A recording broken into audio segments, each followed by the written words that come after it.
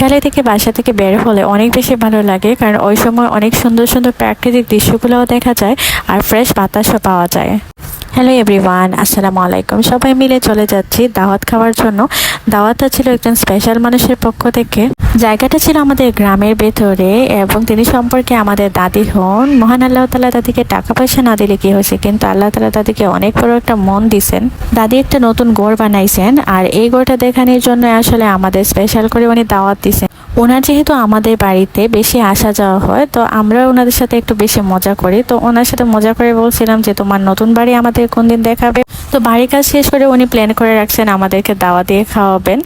তো আমার দাদির বাড়ির পাশে আমাদের গ্রামের মসজিদটা, তো এই স্মৃতিটা ছোটবেলায় সেই মসজিদে আসতাম, অনেক দিন পর দেখলাম, অনেক ভালো লাগছে।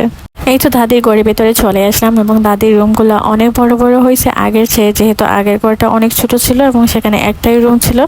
এখন দাদি অনেকগুলো রুম দিয়ে ঘর বানাইছেন এবং অনেক সুন্দর হয়েছে। তারপর ওনারা আমাদেরকে 7 আপ খাওয়ার জন্য দিলেন, যেটা অনেক বেশি ঠান্ডা ছিল আর এই গরমের মধ্যে প্রাণটা জুড়িয়ে গেল।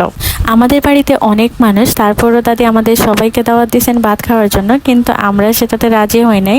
আমরা দাদিকে বলছিলাম যে আমরা যাবো ঠিকই, কিন্তু আমরা শুধু নাস্তা করে চলে আসবো। তারপর দাদি বলছিলেন আচ্ছা ঠিক আছে। নাস্তা বানানোর ফাঁকে দাদি একটু পান সুপারি দিয়ে গেলেন আমার চাচিদেরকে, সেই ফাঁকে আমিও একটু খেয়ে নিলাম। দাদিদের বাড়িটা অনেক বড় এবং সেখানে আরো অনেকগুলো ঘর আছে, তো তারা সবাই আমাদের আত্মীয় হয়। সবার ঘরে আমরা তাদেরকে দেখে আসলাম, কিন্তু আমরা কারো ঘরে বসি নাই, যেহেতু আমরা দাদির ঘরে আসছি। তো আর কারো ঘরে সময় নষ্ট করি না, যেহেতু আমাদের তাড়াতাড়ি আবার চলে যেতে হবে।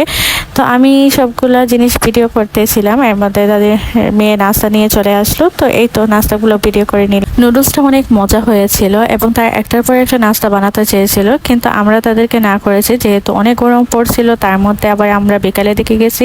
আমরা যাওয়ার পরপরই মাগরিবের আজান হয়ে যায়, আর যেহেতু সন্ধ্যা হয়ে যাচ্ছিল, তো আমরা বলতেছিলাম যে শর্টকাটের মধ্যে সবকিছু করার জন্য এই যে পিঠাটা দেখতে পাচ্ছেন, এটা তাদের হাতে বানানো এবং অনেক সুন্দর করে ডিজাইন করা এবং টেস্টটাও অনেক ভালো। তো আমি দেখতেছিলাম এবং খাচ্ছিলাম, অনেক বেশি ভালো লাগতেছিল। উপর দিয়ে চিনি ছিটানো ছিল। খাওয়ার সময় আমার পায়ের মধ্যে কিছু একটা লাগলো, কারণ আমার পাটা তাদের খাটে নিচে চলে গিয়েছিল। তারপর দেখলাম সেটা বিলাই মামা। এই তো তারপর আমরা তাদেরকে না করলাম যাতে আর কোনো ধরনের নাস্তা না বানায়। ওনারা চা বানাতে চেয়েছিল, কিন্তু সেই গরমের মধ্যে আমরা না করি।